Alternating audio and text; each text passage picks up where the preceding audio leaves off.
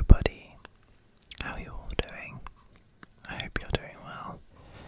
My name's Matthew, and I post videos every Monday and Friday, so if you love the tingles,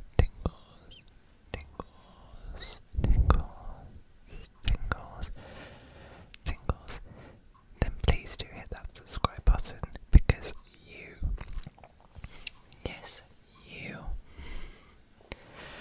are in the right place. Forgive the state of my hair. I have just got out of the bath, so it's still wet. Before we get to today's video, whilst I have your attention, please don't hesitate to leave in the comments below any cases you'd like me to cover. I have a list going, but I'm constantly looking to add cases to the list that we can explore together. And I am very excited to record this video for you. It's been quite a draining week work-wise, and I'm excited to record this video as a way to kind of just relax and unwind with you guys.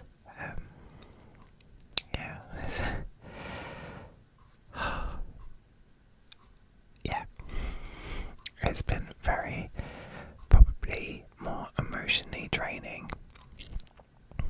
I am glad it's almost the weekend. And but the weekends always go by far too quickly. They're always like the quickest days of the week, so it won't be long before I'm back at it. Yay.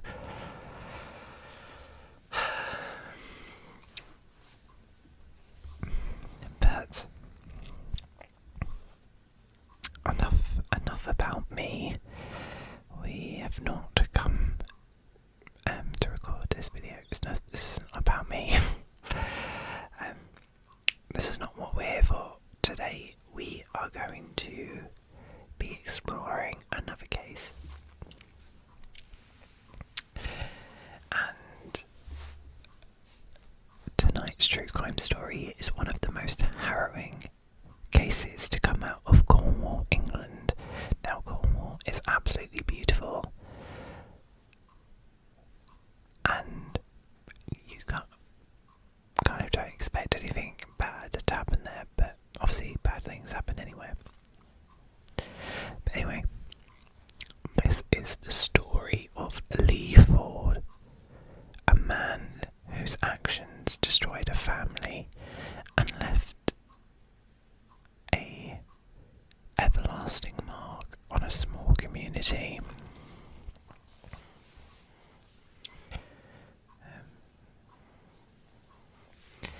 As always, I want to remind you that this story contains sensitive topics, and I'll present it with care and respect, but if at any point you feel overwhelmed, please feel free to pause or skip ahead.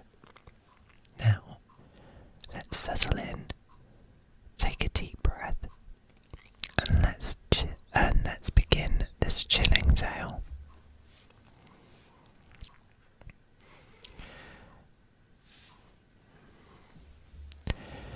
Lee Ford was a 33-year-old mechanic living in an idyllic village of St. Merryn. I think that's how you pronounce it, Cornwall. St. Merryn is known for its stunning coastal views and charming cottages, a place where life moves slowly and everyone seems to know everyone. Lee's wife, Leslie, was 36 and a mother to 4 children from a previous relationship: Sarah, 13, Anne-Marie, 10, Stephen, 8, and Craig, 7. Leslie was described by friends as a kind and devoted mother who worked tirelessly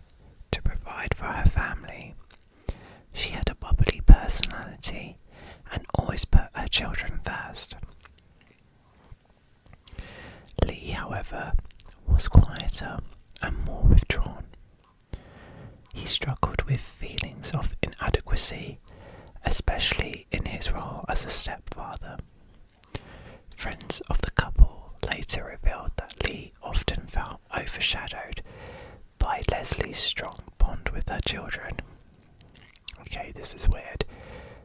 I think any parent would agree that their children always come first, no matter their partner. I've got hair in my eye. Is it hair in my eye? I don't know. It keeps picking in there. Anyway, so this is already weird. Now this again, like most of these cases, I know nothing about this case, but I'm just kind of reading along and figuring this out along with you guys. But already, I'm a bit like, well, yeah, the kids do come first.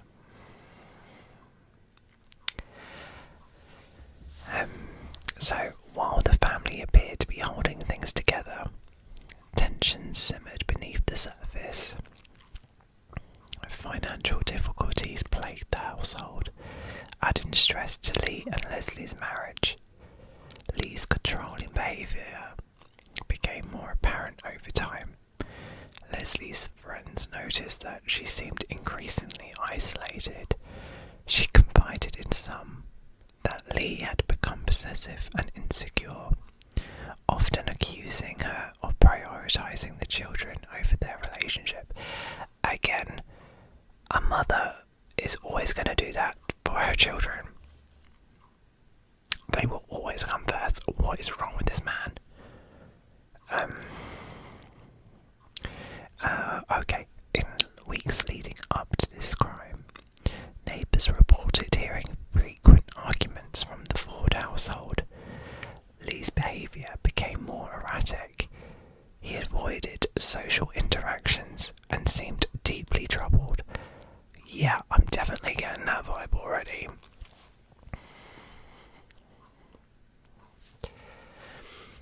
On August 5th, 2000, Leslie and her children seemed to vanish without a trace. When concerned neighbours and friends asked Lee about their whereabouts, he claimed that Leslie had left him, taking the children to start a new life elsewhere. This explanation didn't sit well with those who knew Leslie. She was deeply attached to her children and would never have left without contacting her close friends or family. Leslie's family reported her missing, and an official investigation was launched. Police began by interviewing Lee, who maintained his story, but detectives noticed inconsistencies in his account very quickly. Interesting.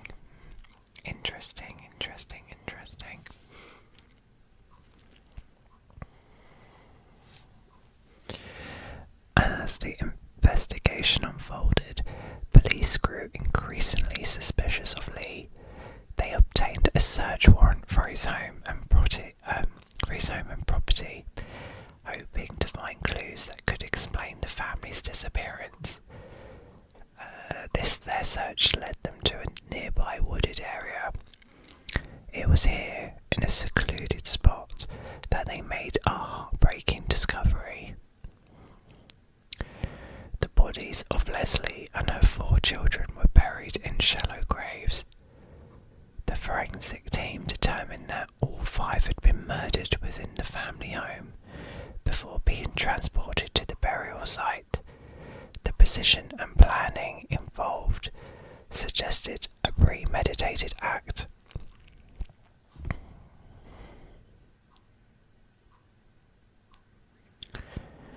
When confronted with the evidence, Lee broke down and confessed. He admitted to killing his wife and stepchildren in a series of calculated attacks, citing financial pressure and feelings of inadequacy as his motives. What the actual hell?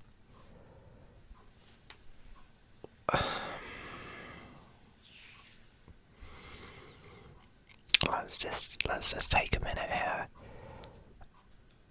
I'm I'm not buying those motives. Now, I get financial pressures can be stressful. But why? Why kill the children? Why kill everyone, No. Not flying with me. Lee's confession revealed a disturbing insight into his mindset. He claimed he felt trapped and overwhelmed by his responsibilities as a stepfather and husband. He believed that eliminating his family would free him from his burdens. Free him from his burdens. I'm sorry, you've just committed murder. You're going to prison, mate. Talk about a burden. Jesus Christ. Psychology.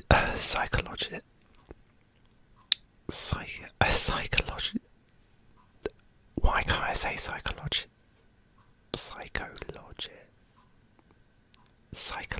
I can't even say it. It's not coming out of the mouth. But you know what I mean. Later speculated that Lee may have been experiencing severe depression and a distorted sense of reality. That's more like it. His actions, while planned, reflected a deeply disturbed state of mind. No kidding. However, his motives also pointed to unresolved jealousy and resentment. There we go. He viewed Leslie's children as obstacles to his relationship with her, and used his financial struggles to rationalise these horrific actions. There we are. That is exactly it. There's the real reason.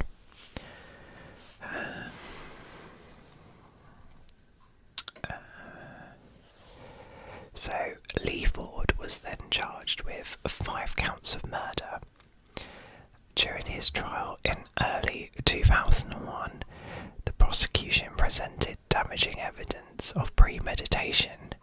They argued that Lee had carefully planned the murders and had shown no remorse in the aftermath. Again, I don't understand why you wouldn't. I never understand in these situations when they feel no remorse for their actions. That's just pure evil, isn't it? Like,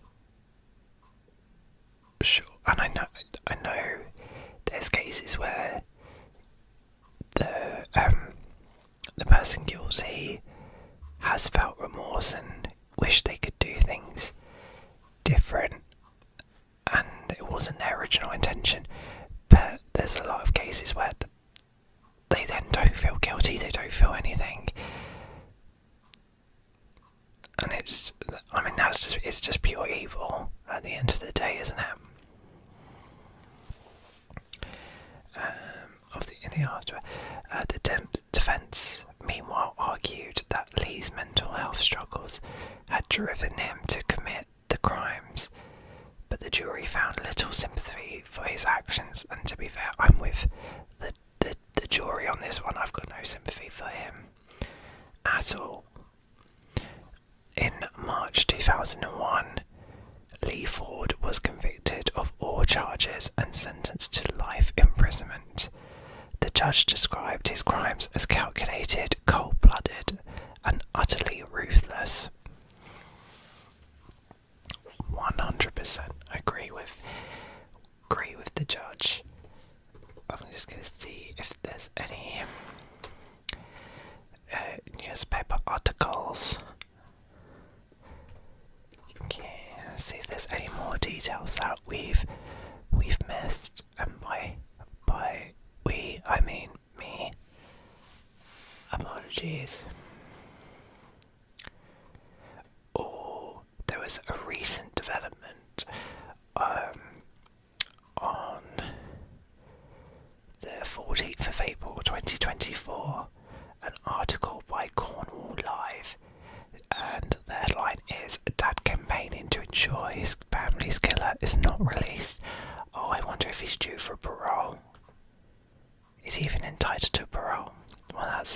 at this article and let's have a look.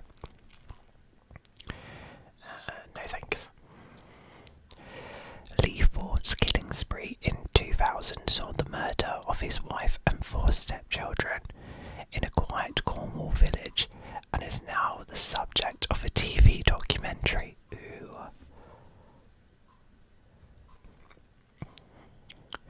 Dubbed Britain's most evil stepdad, Lee Ford murdered his wife and 4 children at their Cornish home in 2000, then attempted to cover up their deaths.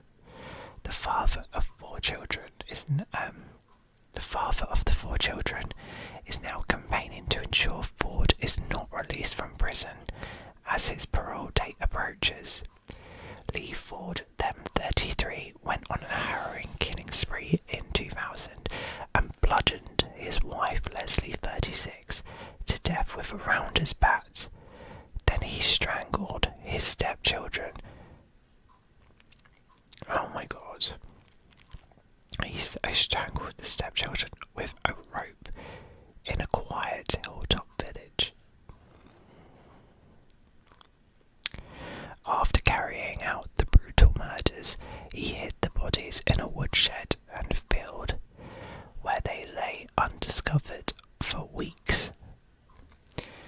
Meanwhile, he told people Leslie had left him, and he continued living with their 2 shared kids, who he'd spared. It was almost a month before anyone reported the others missing, but the police were involved. The operation rapidly escalated. Channel 5's Killer at the Crime Scene was broadcast last week and follows the mass murder investigation and documents how officers uncovered a web of lies as they zeroed in on their prime suspect.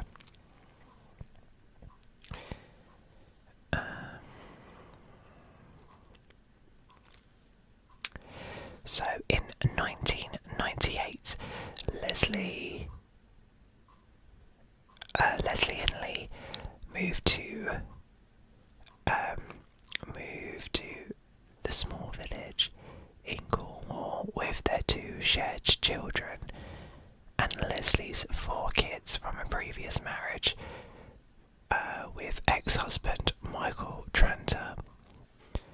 Despite living in a tight-knit community, the family kept their lives private, though it was known to many that Leslie was trapped in a controlling and abusive relationship. In August 2000, Leslie and her 4 children were last seen for the last time alive over a period of 24 hours. All 5 of them were ruthlessly murdered by Ford, who killed the children with a 2-foot rope from behind. Ford even attempted to cash in on victim Sarah's last wage packet from McDonald's. Days before the first body was found, Lee asked a neighbour if he could store some Christmas presents at his home so the children would not find them. He reburied the decaying bodies of Sarah Jane and Anne-Marie in a field and was arrested before he could move the others. He refused to tell the police why he killed them. Bristol Crown Court was told Ford's wife Leslie and her 4 children were garroted so precisely as to leave little or no bruising or damage to the neck. The court was told that Ford spared the lives of his own 2 children and continued to look after them until his arrest. What the fuck?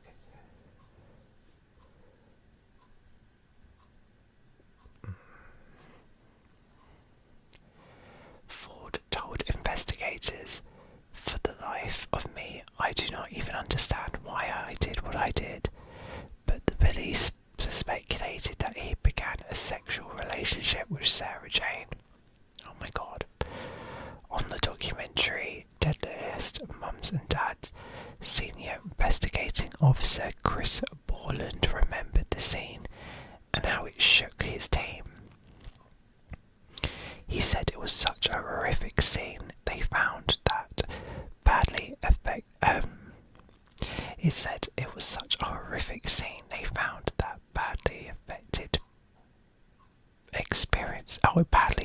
experienced police officers who were used to searching for bodies. The bodies had probably been in the excess of 4 weeks, and it had been summer. The smell was dreadful. I was out on the road with other officers, and that smell hit us from there. Lee Ford is currently serving 5 life sentences at HMP Durham, but will be eligible for parole in 2027. Leslie's ex-husband Michael, among many others, believe Ford should spend the rest of his life behind bars. 3 years ago, he launched a campaign urging the government to guarantee the barbaric killer would die in prison. He said, "It's been 21 years of torture, and it has truly changed me as a person. I feel as if I'm the one with the life sentence. After the 20th anniversary of the murders, I've been getting more and more anxious, knowing he could be out in a few years. For what he has done, he deserves to suffer in prison for the rest of his life. I just want someone to tell me the man who killed my children and their mother will never be free again." This is a really interesting article. I didn't realise he had 2 other children as well, so I mean, it's quite a busy household, and I can understand the financial pressures, but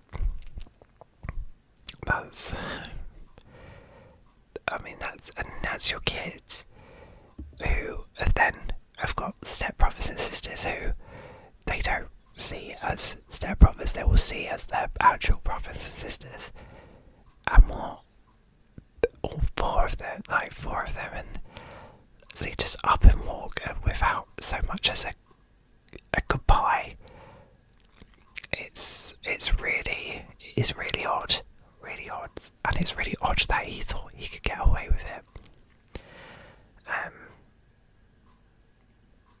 He's clearly messed up, that's for sure, and I'm surprised he's eligible for parole.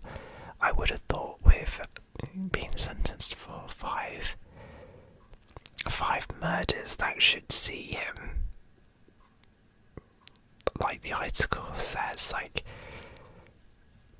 should kind of see him die in prison. Don't you think? I definitely think the campaign is justified, that's for sure. And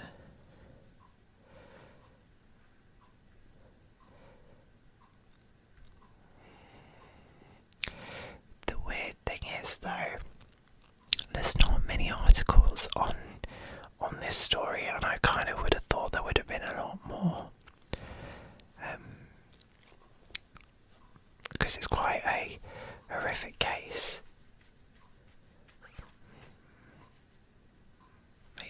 Maybe I've done, I don't know if I've done something wrong.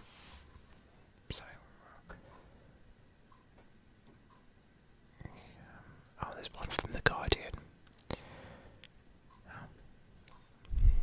It's coming up with a load of American law cases. But there we are.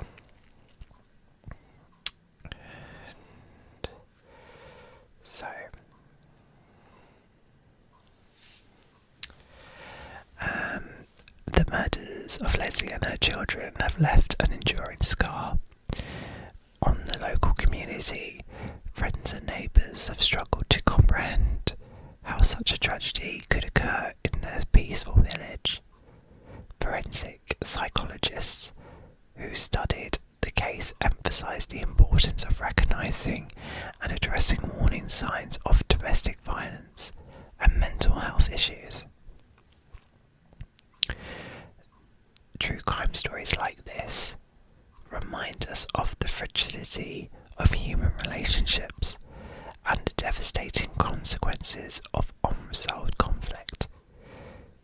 If you or someone you know is struggling, please don't hesitate to seek help. Take a moment now to breathe deeply and to release any tension this story may have caused. Let's focus on being present and grounded. Let's take some deep breaths together.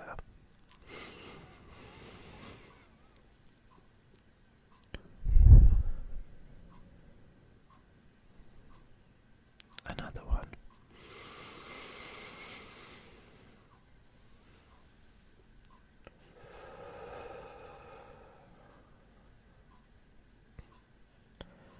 One more.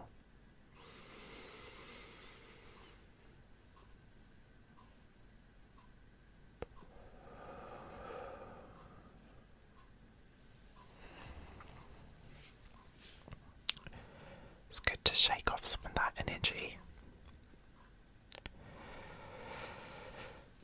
Thank you so much for spending time with me tonight. I hope you enjoyed the video and found it to be informative. Don't forget to like, comment and subscribe, and let me know if there's any other cases you'd like me to cover. Until then,